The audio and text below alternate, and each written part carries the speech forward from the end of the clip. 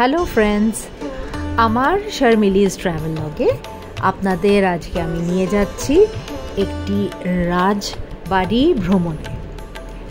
কলকাতা থেকে 2 ঘন্টা 2 আওয়ার্স ডিস্টেন্সে অবস্থিত ইটাচুনা রাজবাড়ি হুগলি ডিস্ট্রিক্টে পড়ে।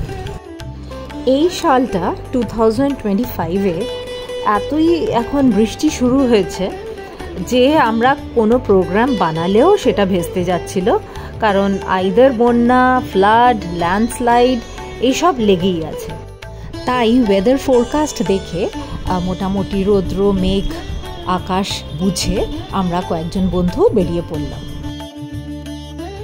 কল্যাণী এক্সপ্রেস হাইওয়ে দিয়ে যাওয়াটা বেশ সুখকর, একদম পরিষ্কার রাস্তা, কয়েকটা জায়গায় অবশ্য ডেভেলপমেন্ট হচ্ছে। এক্সপ্রেসওয়ে ছেড়ে গ্র্যান্ড ট্রাঙ্ক রোড ধরলাম, সেটাই খুব সুন্দর মনোরম দৃশ্য আশেপাশে এবং রাস্তা অসাধারণ।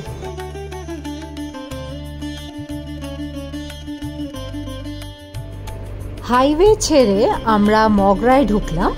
এটা বেশ সরু গলি এবং গলি দিয়ে যেতে যেতেই আমাদের সামনে খুলে গেল একটা বিশাল দরজা, যেটা হচ্ছে ইটাচুনা রাজবাড়ি। এই রাজবাড়িতে আমরাও ঢুকলাম, তার সাথে সাথে বৃষ্টিও শুরু হলো। ভাগ্যিস রাস্তায় বৃষ্টি হয়নি, না হলে এই লং ড্রাইভটার এত মনোরম দৃশ্য উপভোগ করতে পারতাম না। উইকডেতে এসেছিলাম বলে ততটা প্যালেসে কোনো গেস্টদের ভিড় ছিল না, শুধু আমরাই ছিলাম। অভ্যর্থনা করা হলো আমাদের সুন্দরভাবে চন্দনের ফোঁটা দিয়ে।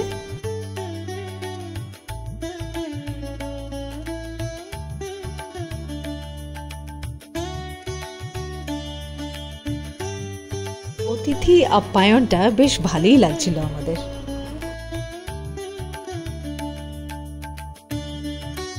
ঢুকেই দেখলাম সামনেই এদের সুভিনিয়ার শপ প্রচেষ্টা, যেখানে অনেক রকমের গুডিজ পাওয়া যায়, হ্যান্ডমেড, এখানকার লোকালরা এগুলো বানিয়েছে। রকমারি অনেক আইটেম থাকায় আমরা ফাটাফাট কিছু জিনিস তুলে নিলাম, কিছু গিফটস করার জন্যে আর কিছু মেমেন্টো হিসেবে।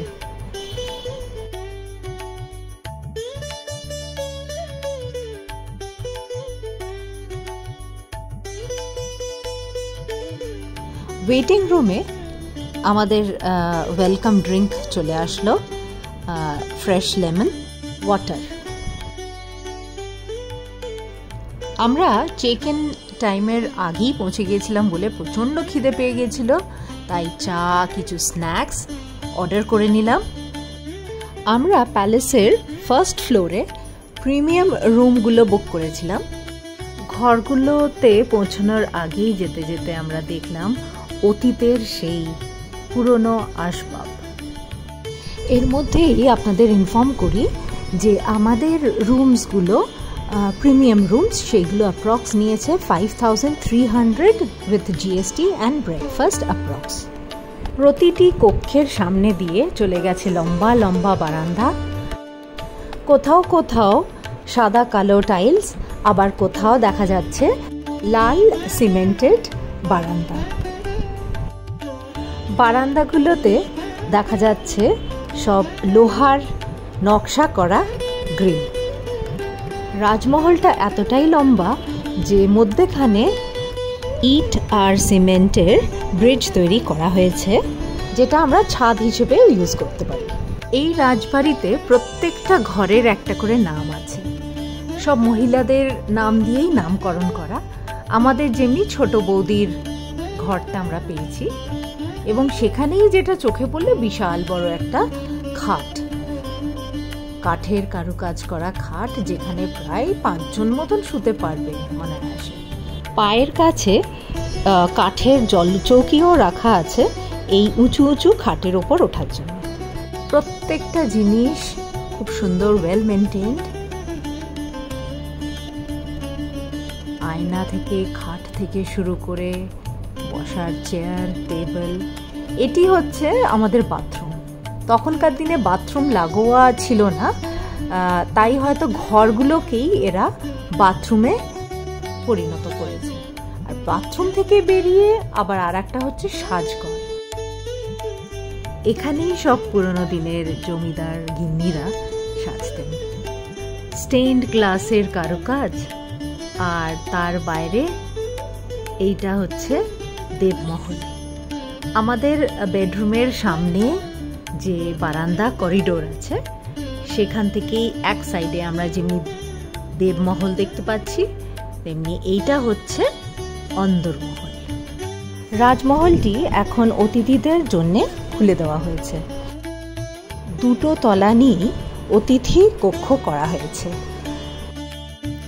চারিপাশের আর্কিটেকচারাল শোভা দেখতে দেখতে কিছু ফটোশ্যুটও হয়ে গেল আমাদের। রাজবাড়ির ডাইনিং হল যেন অতীত এবং আধুনিকতার মেলবন্ধন হয়েছে। সুসজ্জিত হল ঘর, যেখানে কাঠের চেয়ার টেবিল, ঝকঝকে কাঁসার থালা বাসন, আর তার সাথে সিলিংয়ে রয়েছে হাতে টানা পাখা এবং ঝাড়বাতি, আর তার সাথে আমাদের আরও আরাম দেওয়ার জন্যে আধুনিক এসি, পাখা, লাইটস এসব তো রয়েছে। এবার এসে গেল আমাদের দীর্ঘ প্রতীক্ষার সেই রাজকীয় ভোজ। ঝকঝকে কাঁসার থালায় ছিল গরম ধোঁয়া ওঠা ভাত, তার সাথে গরম ঘি, শুক্তো, আলু ভাজা, শাক, ডাল, পটলের কোরমা, লুচি, সর্ষে ইলিশ এবং খাসির মাংস, শেষ পাতে দই এবং চাটনি আরও মুখরোচক করার জন্য। এবার দেবমহলের সৌন্দর্যটা একটু দেখাই আপনাদের। দেবমহল ঘিরে রয়েছে রাজবাড়ির প্রধান কক্ষগুলি, আর এই বিস্তৃত আঙ্গিনায় দেখা যাচ্ছে মাঝখানে বিশাল একটি আলপনা আঁকা, যেন ইতিহাসের অলংকার। অদূরেই দেখতে পাচ্ছি আলপনা দেওয়া সিঁড়ি উঠে গেছে প্রধান মন্দিরের দিকে। সেখানেই হলো আমাদের রাজকীয় বেশে কয়েকটি ফটো তোলা। বিকেল হতে না হতেই আমাদের গাইড চলে আসলেন আমাদের পুরো রাজবাড়িটার ইতিহাস এবং অজানা কিছু তথ্য নিয়ে। বর্গীদের বংশধরের সেই কুখ্যাত গুমঘর থেকে চা ঘর হয়ে ওঠা, এবং পেছন দিকে রানীদের স্নানের ঘাট, যেটিকে খুব সুন্দর করে এখনো রাখা আছে। তার পেছন দিকে আরও মাড হাউস তৈরি করা হয়েছে, এবং প্রত্যেকটি মাড হাউসের ফুলের নামে নামকরণ করা হয়েছে। আর প্রতিটি কটেজের সামনে সেই ফুলের গাছ লাগানো হয়েছে, যেমন অপরাজিতা, চন্দ্রমল্লিকা, মাধবীলতা এক্সেট্রা। সন্ধে নেমে আসার আগেই আমাদের ছাদে নিয়ে যাওয়া হলো। অনেক কটা সিঁড়ি পেরিয়ে আমরা উঠে গেলাম ছাদে টপ ভিউ নেওয়ার জন্য। প্রচণ্ড গরম এবং হিউমিড ওয়েদার থাকা সত্ত্বেও এই ভিউটা দেখে আমরা অভিভূত হয়ে গেলাম। নেক্সট আমরা গেলাম নাচ ঘরে।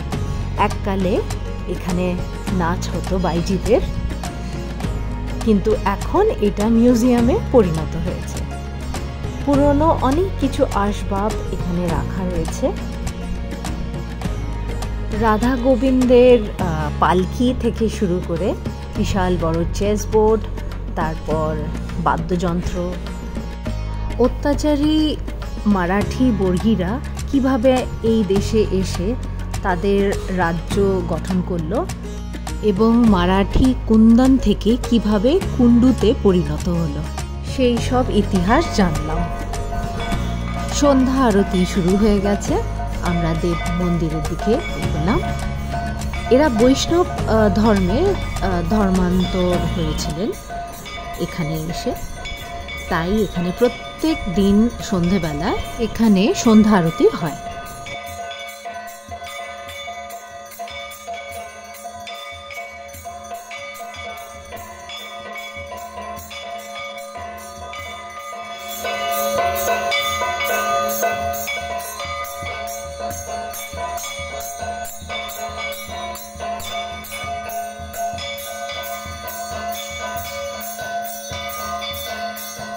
সারা রাজবাড়ি ঘুরে যখন আমরা ক্লান্ত, ঠিক তখনই একজন বাঁশিওয়ালা আমাদের সামনে বসে খুব সুন্দর বাঁশি বাজালেন অনেকক্ষণ। রাত্রির খাবার আমরা খুব সিম্পল রেখেছিলাম, ভাত, মাংস, আলুর দম, মিষ্টি। পরের দিন ভোরবেলা বাঁশির আওয়াজে উঠে পড়লাম। নতুন পরিবেশে আমার আবার ঘুমটা আসে না ঠিক মতো, তাই রাত্রিরে ভূত দেখার চেষ্টাও করলাম, কিন্তু কারোর হদিশ পেলাম না। যাক, কিন্তু সকালের এই দৃশ্য দেখে মনটা ভরে গেল। অন্য রাজ্যের বর্গীরা আমাদের এই বাংলাতে এসে বেশ ভালোই পসার জমিয়ে নিয়েছিল ইট এবং চুনের ব্যবসা করে, এবং যার ফলে এই একটা সুন্দর রাজবাড়ি আমরা উপহার পেয়েছি।